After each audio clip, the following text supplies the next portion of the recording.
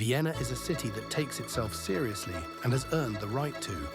For centuries, it was the seat of the Habsburg Empire, the political and cultural center of a domain that stretched across Central Europe, and the accumulated weight of that history is visible in every boulevard, every palace, every concert hall.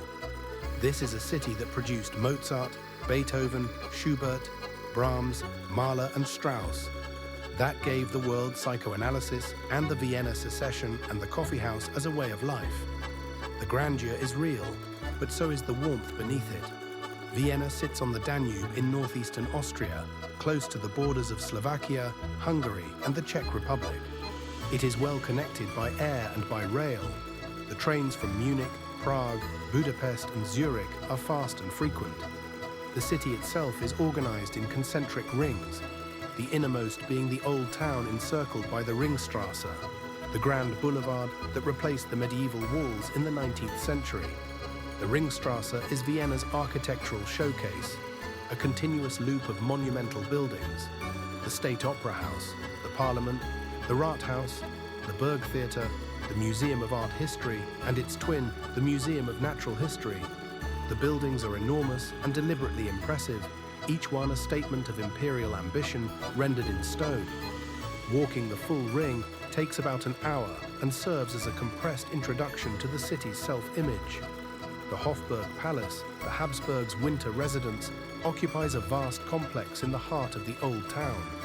Within it, you will find the imperial apartments, the Spanish riding school with its Lipizzan stallions, the Austrian National Library with its Baroque Grand Hall, and the Imperial Treasury holding the crown jewels.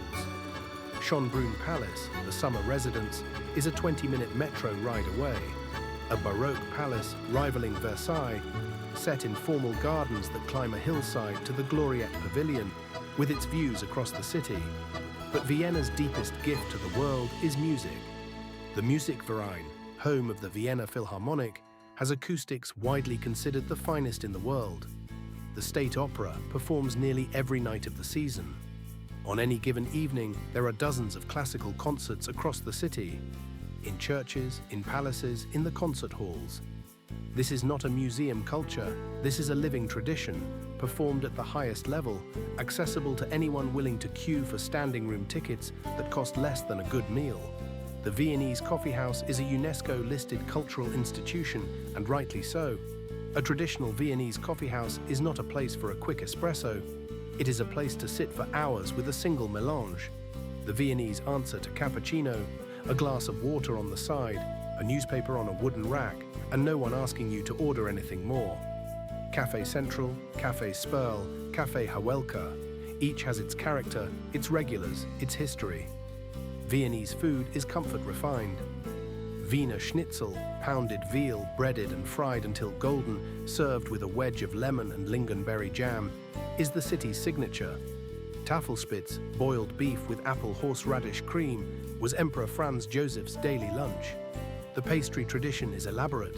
Sachertorte, the dense chocolate cake with apricot glaze, served with unsweetened whipped cream. Apfelstrudel, the thin-layered apple pastry, at its best when the dough is stretched so thin you can read a newspaper through it. The Museums Quartier, one of the world's largest cultural complexes, holds the Leopold Museum's collection of Egon Schiele and Gustav Klimt, Mumok's modern art, and a courtyard that serves as the city's outdoor living room in warmer months.